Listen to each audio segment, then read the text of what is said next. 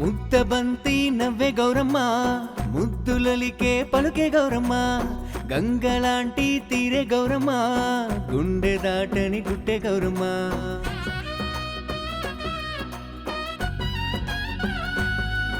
ఆమె అడుగు పడితే నేల బంగారాలు, ఆమె సేయి పడితే జరుగు సంబరాలు, తన సాటి రారు ఏ దేవతలు, గంగి గోవు లాంటి మా గౌరమ్మ ఉంటే చాలు.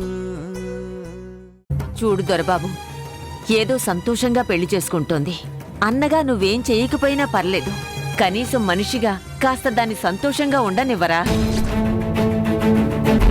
ఇప్పుడు బట్టలు కొన్నంత మాత్రాన ఏమవుతుంది? అదంతా నాకు తెలీదు, నాకిష్టం లేదు, మీరు కొనడానికి వీల్లేదు. ఒరే బస్వా, లేవరా.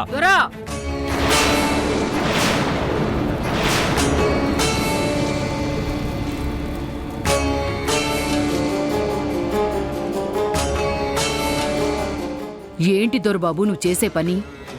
చూడమ్మా, చీరలు గీరలు అని ఇంటిని గుల్ల చేసే పనిలో పడ్డారు. అడిగేవాడెవరూ లేరని అనుకున్నారో, లేక ఈ పెళ్లి వంగతో ఏమైనా చేయొచ్చు అనుకున్నారు. ఇష్టం వచ్చినట్టు చేస్తున్నారు. చాలే ఆపు. రాను రాను నీకు మంచేదో చెడేదో తెలియకుండా పోతోంది. ఏంటమ్మా తిరిగి నన్నే అంటున్నావు? అర్థం లేని పనులు చేస్తే అలాగే అంటారు. అర్థం పర్థం లేని పనులు నేనేం చేశాను ఇప్పుడు? ఇంట్లో శుభకార్యం జరుగుతోంది, గౌరీ పెళ్లి జరుగుతోందిరా. పెళ్ళంటే ఒక పసుపు తాడు మాత్రమే కాదురా, పెళ్ళంటే ఒక పండగ లాంటిది. జీవితంలో అందరూ గుర్తు పెట్టుకునే వేడుకది. అలాంటి పెళ్లికి చీరలు నగలు కొనకుండా ఒట్టి మామిడాకులు కట్టి సరిపెడదామని అనుకుంటున్నావా? రూపాయి కూడా ఖర్చు పెట్టకుండా చెల్లెలి పెళ్లి ఘనంగా చేసేద్దామనుకుంటున్నావురా? అది కాదమ్మా. ఆపా! చేసే పనులకు అర్థం ఉండాలి, చెప్పే మాటలకి విలువ ఉండాలి. నోటికొచ్చింది మాట్లాడి చేతికొచ్చింది చేసి ఇంటి పరువు తీయకు. చూడు గౌరీ, ఇక్కడ ఎవరేమనుకున్నా, ఎలా అడ్డుపడాలని చూసినా నీ వెనకాల నేనున్నానమ్మా. నువ్వు నిశ్చింతగా నీకు కావలసినవి తీసుకో. ఎన్ని కావాలంటే అన్ని ఎంచుకోమ్మా. పెళ్లిలో కళకళ్ళాడిపోవాలి. వచ్చిన వాళ్ళంతా నిన్ను చూసి ఆశ్చర్యపడాలమ్మా. అర్థమైందా? అలాగే పెద్దమ్మా. చూడత్తమ్మా, గౌరికి ఏం కావాలన్నా దగ్గరుండి తీసుకో. అసలే దానికి మొహమాటం ఎక్కువ. ఖర్చు ఎంతైనా నేనిస్తాను. చాలా సంతోషం నాగమ్మ, పెద్ద మనసు చేసుకుని గౌరీ పెళ్లికి కావలసినవన్నీ దగ్గరుండి చూసుకుంటున్నావు. చాలా సంతోషంగా ఉంది నాగమ్మ. గౌరీ ఇప్పటి వరకు ఎలా ఉన్నా ఇప్పుడు మరొకరింటికి వెళ్ళబోతోంది. దాన్ని సంతోషంగా పంపిద్దాం. దాని పెళ్లి ఘనంగా చేసి పంపిద్దాం. అయినా మన ఇంటి అమ్మాయి పెళ్లి ఘనంగా జరిగితే మన కుటుంబానికే కదా గొప్ప. అత్తమ్మా, ఏమీ ఆలోచించకుండా కావలసినవన్నీ తీసుకోండి.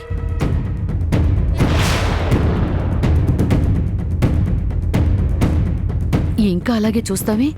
చూపించు. మీకు కావలసినవన్నీ తీసుకోండి.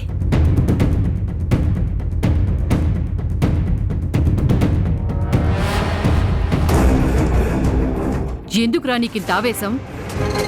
అసలు నువ్వు ఏం చేస్తున్నావో ఏం చేయబోతున్నావో నాకేం అర్థం కావట్లేదు. అర్థం కానంత పనులు నేనేం చేశానురా? ఆ గౌరికి నిజంగానే ఆ పట్నం వాడితో పెళ్లి చేస్తున్నట్టు బెళ్ళపిస్తున్నావు. సొంత కూతురు పెళ్లిలా అంత బాధ్యత తీసుకుంటున్నావు. గౌరీని మామయ్యకిచ్చి పెళ్లి చేసేదానికి ఇంత తతంగం ఎందుకో నాకు అర్థం కావట్లేదు. నువ్వు చెప్పే మాటలు ఒకలా ఉన్నాయి, చేసే పనులేమో ఇంకోలా ఉన్నాయి. ఒరేయ్, నువ్వు మనిషి ఎదిగావు కానీ మెదడు ఎదగలేదురా. తెలివైన వాళ్ళ గొప్పలు పోతావే కాని ఒక్కోసారి చాలా తెలివి తక్కువ పనులు చేస్తుంటావురా. కళ్ళు పెద్దవి చేసి కోపంగా చూడడం కాదురా, కాస్త బుర్ర పెద్దది చేసి తెలివిగా ఆలోచించు. గౌరీని వాడెవడికో ఇచ్చి పెళ్లి చేస్తున్నావని ఊరందరి ముందు చెప్పాం. ముఖ్యంగా తోటసీను కొడుక్కి గౌరీని ఇవ్వమని అడిగాక కూడా పెళ్లి అని చెప్పి పూచిక పుల్ల కూడా కదపకుండా కూర్చుంటే ఊరోళ్ళ కళ్ళు మన మీద పడతాయిరా. వాళ్ళ మనసుల్లో అనుమానాలు మొదలవుతాయి. అప్పుడు మన ప్లాన్ మధ్యలోనే ముగిసిపోతుంది.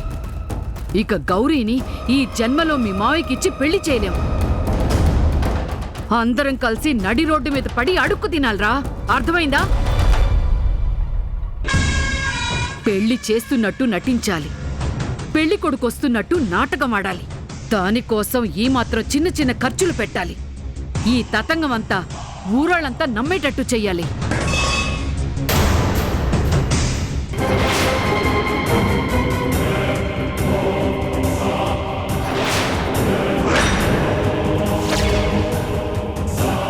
ఏమైంది రాధా? ఏం లేదత్తయ్య, బుజ్జిగాడు చెంపు కింద పడేశాడు అంతే.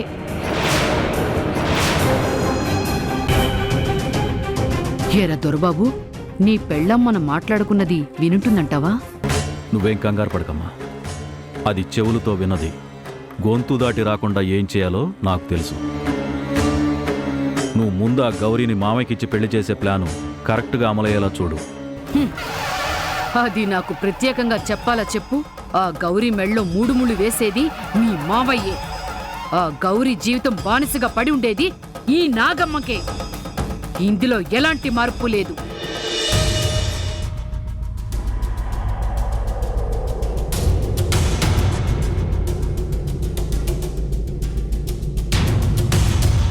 కార్తీక్, ఏంటి నానమ్మా? నీకు పనిలో తీరిక దొరకడం లేదు. నాకు మనసులో మాట చెప్పే అవకాశమూ దొరకడం లేదు.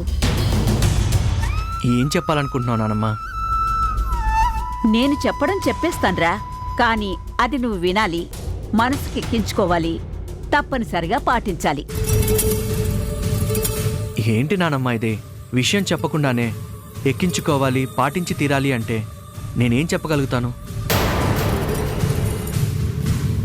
ఆ విషయాన్ని బట్టి ఏం చేయాలో నేను ఆలోచిస్తాను. కనీసం ఏం చేస్తే బాగుంటుందో అని సలహా ఇవ్వగలుగుతాను. నీ దగ్గర సలహా తీసుకోవడానికి రాలేదు నాన్నా, నా నిర్ణయం చెప్పడానికి వచ్చాను. తూర్పు పడమర లాంటి రెండు విషయాలు ఎదురెదురు పడబోతున్నాయి. కార్తీక్ మనసులో మాట వాళ్ళకి తెలియదు. వాళ్ళు చెప్పబోయే మాట కార్తీక్కి నచ్చదు. మళ్ళీ ఎలాంటి మనస్పర్ధలు రాబోతున్నాయో ఏంటో. నేను పాటించాలని చెప్పే విషయం నాకు చెప్పకుండానే నిర్ణయం తీసేసుకున్నావా నానమ్మా? నవ్వొద్దు కార్తీక్, చాలా సీరియస్ విషయం. ఎప్పటి నుంచో నీకు చెప్పాలనుకుంటున్న విషయం. నానమ్మ నీ మీద చాలా నమ్మకం పెట్టుకుంది. తను అన్న మాట నువ్వు కాదనవని, తను గీసిన గీత దాటవని. అందుకే నిర్ణయం తీసుకొని మరీ నీకు చెప్పాలని డిసైడ్ అయ్యింది. తన నిర్ణయాన్ని గౌరవిస్తావని నీకు చెప్పడానికి సిద్ధపడింది. కుటుంబం గురించి ఆలోచిస్తాడా లేకపోతే వాళ్ళని ఎదిరిస్తాడా? ఆలోచిస్తే పర్లేదు, ఎదిరిస్తే మాత్రం మళ్ళీ కుటుంబంలో అల్లకల్లోలం తప్పదు. నా వల్ల జరిగిన అనర్థం చాలు, ఇప్పుడు నా కొడుకు వల్ల కూడా జరగద్దు. సరే నానమ్మా, నువ్వు ఏదైనా ఒక నిర్ణయం తీసుకుని ఉంటే అది నాకు పనికొచ్చేది అయి ఉంటుందని నేను నమ్ముతున్నాను. నువ్వు తీసుకున్న నిర్ణయం వల్ల అందరూ సంతోషంగా ఉంటారంటే అది చేయడానికి నేను మాత్రం ఎందుకు ఆలోచిస్తాను చెప్పు? సరే చెప్తున్నా, మళ్ళీ మాట మార్చకూడదు. నేను నీ మనవన్ని నానమ్మా. అదేరా, ఇల్లు శుభకార్యాన్ని కోరుకుంటుంది. నువ్వు సరే అంటే ఒక శుభముహూర్తం పెట్టి మొదలు పెడదామని మా ఉద్దేశం.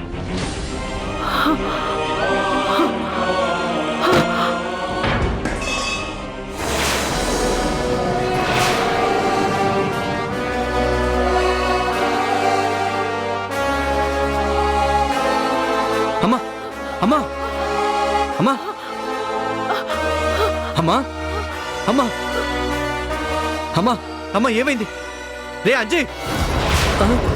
అమ్మగారు అమ్మగారు! అమ్మ నీకేం కాదమ్మా, అయ్యగారు నేనున్నాను. ఇదిగో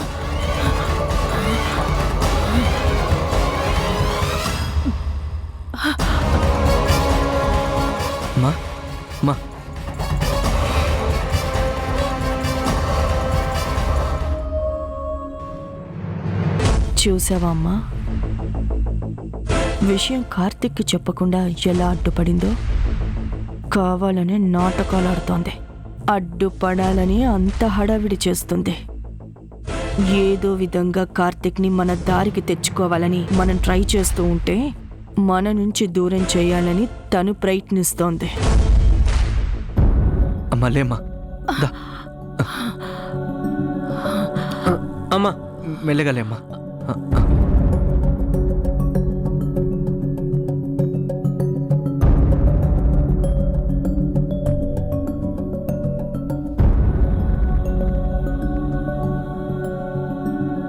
ఏంటమ్మా ఇది? జాగ్రత్తగా ఉండమని చెప్తున్నా నీ ధోరణి నీదే కానీ నా మాట వినడం లేదు.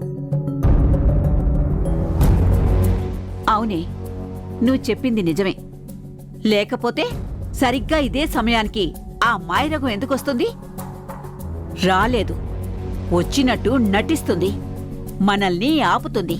ఉండు, డాక్టర్కి ఫోన్ చేసి వస్తాను. అంజీ అయ్యా, అమ్మకి మంచినీళ్ళు తెచ్చి. అలాగే అయ్యగారు.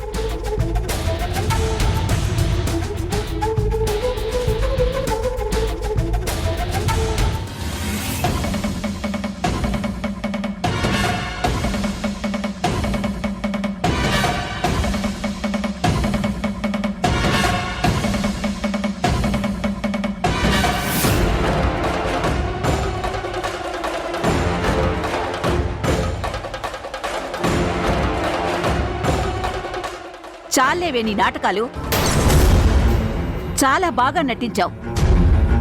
నీ కొడుకు నమ్మేశాడు. అంత ఆశ్చర్యపోతున్నట్టు ఫేస్ పెట్టకు. నీ నాటకాలు నా దగ్గర కాదు, నీ నటన నా ముందు పనికిరాదు. వాడి పెళ్లి గురించి చెప్తున్నాననే కదా ఆపడానికి ఇంత పెద్ద ప్లాన్ చేశావు. నా నిర్ణయం వాడికి తెలియకూడదనేగా వాడి దృష్టి మళ్లించావు. అయ్యో, అదేం లేదత్తయ్యా. చాలు, నీ గురించి నీ కొడుక్కి తెలియకపోవచ్చు, మాకు తెలియంది కాదుగా. అమాయకంగా కనిపిస్తావు కానీ ఆడాల్సిన ఆటలన్నీ ఆడేస్తావు. నీకు కావాల్సినట్టు పరిస్థితుల్ని మార్చుకుంటావు. లేదు సుమతి, నన్ను అపార్థం చేసుకుంటున్నారు. అపార్థం చేసుకోవడం కాదే, సరిగ్గానే అర్థం చేసుకున్నాం. 25 ఏళ్లగా నిన్ను చూస్తున్నాం. నువ్వేంటో నీ నడకేంటో మాకు తెలీదా? నా కొడుకుని నీ కొంగు కట్టుకున్నావు, ఇప్పుడు నా మనవణ్ణి కూడా నీ గుప్పెట్లో పెట్టుకోవడానికి ప్రయత్నిస్తున్నావు. నా పెద్ద కూతుర్ని కూడా శాశ్వతంగా దూరం చేయాలనుకుంటున్నావా? ఈ పెళ్లి ఆగితే నా పెద్ద కూతురు ఇక ఈ జన్మలో నా మొహం చూడదు, ఇంకెప్పటికీ ఈ గుమ్మం తొక్కదు. కలిసిన ఈ కుటుంబాన్ని మరొక్కసారి ముక్కలు చేయడానికి ప్రయత్నిస్తున్నావా? I will take care of her. Bye doctor. అమ్మా,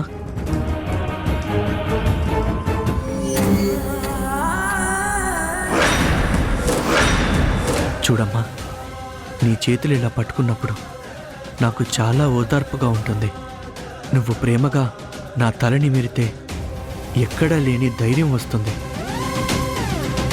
అలాంటిది ఈ చేతులు వణుకుతూ నాకు కనిపిస్తే నేను ఎంత అల్లాడిపోతానో ఆలోచించు.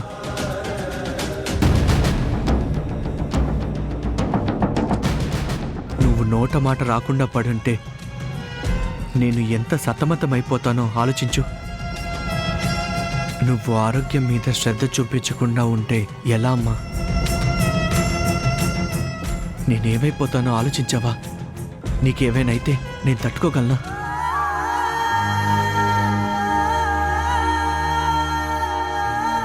చూడు, దేవుడి మీద భక్తుంటే అది మనసులో పెట్టుకో, కానీ ఆరోగ్యం చెడిపోయే వరకు తెచ్చుకోకు.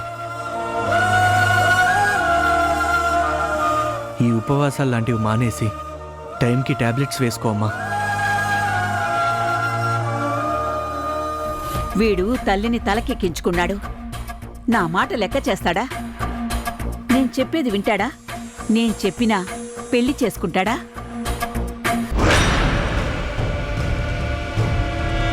రాధా, ఇందాక అక్కడికొచ్చి ఏం విన్నావే చెప్పు. లేదండి, నేనేం వినలేదు, చూడలేదు. నువ్వు విన్నవి ఎంత గుట్టుగా దాచుకుంటే నీ ప్రాణానికి అంత మంచిది. అర్థమైందా? అర్థమైందండి. జాగ్రత్త.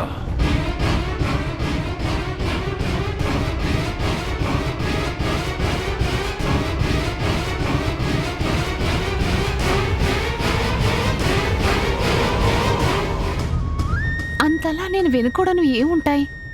ఒకవేళ విన్నా ఏమవుతుంది? ఏంటో ఈ తల్లి కొడుకుల గూడు పుటానీలు నాకు అర్థం కావు.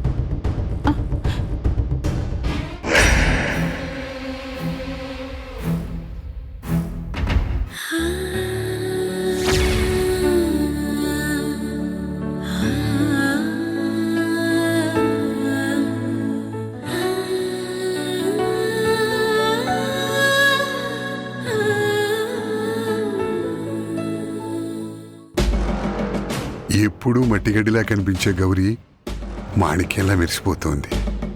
ఉట్టిగడ్డిలా పడుండేది వజ్రంలా వెలిగిపోతోంది. పని మనిషిలా చూసి దీన్ని పెద్దగా పట్టించుకోలేదు, కానీ బాగానే ఉంది. ఏమిటో ఈ వయసులో నాకు అదృష్టంతో పాటు అందం కూడా కలిసి వచ్చేస్తోంది.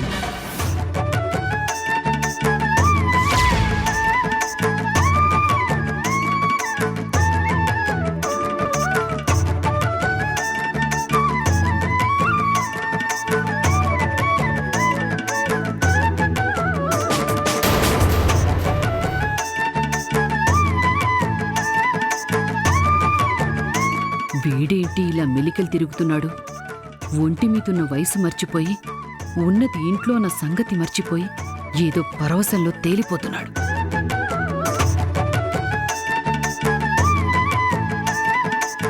భూపతి, అక్క నువ్వా? చెప్పక్క.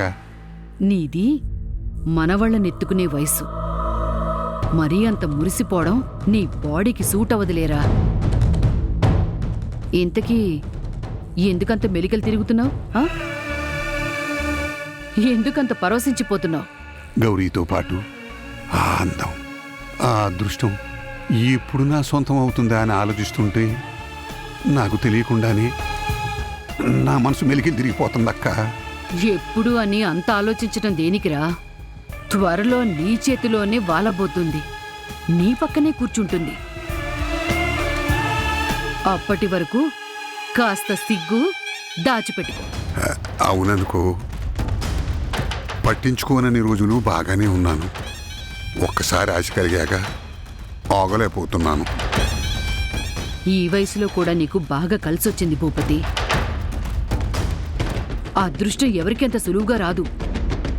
ఇంటి వరకు వచ్చింది చేతి వరకు రావాలంటే కాస్త ఓపిక అవసరం. పెళ్ళయ్యే వరకు కాస్త ఆత్రం తగ్గించి ఆచితూచి అడుగులు వెయ్యి, సరేనా?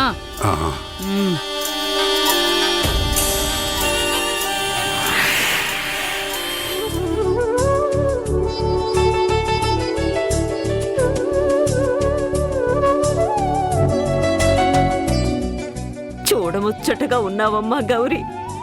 అచ్చం ఆ గౌరమ్మోరిలాగా. పక్కన పరమేశ్వరుడంటే నీ భర్త కూడా చేరితే ఇద్దరు పార్వతీ పరమేశ్వరుల్లా ఉంటారు.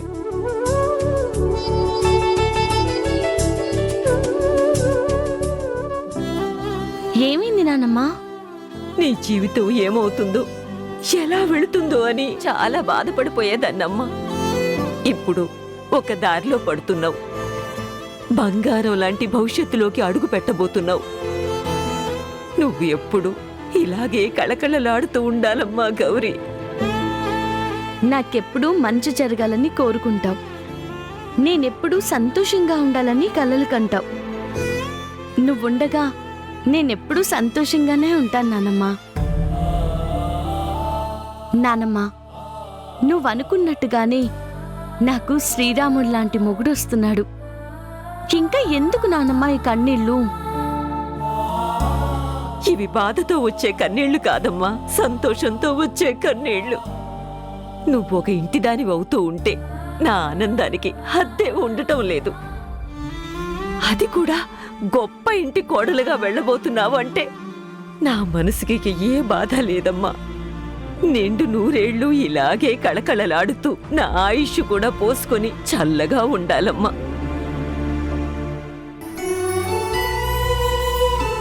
అబ్బా గౌరీ, ఎంత బాగున్నావో. అవును కదా, నా బంగారు తల్లికి నా దిష్టే తగిలేలా ఉంది.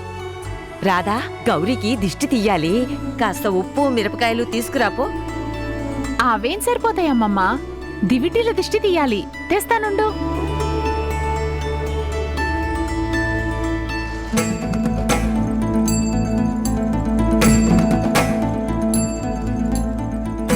ఇరుగు దిష్టి, పొరుగు దిష్టి, ఊర్లో వాళ్ళందరి దిష్టి, మా దిష్టి, అందరి దిష్టి పోవాలి.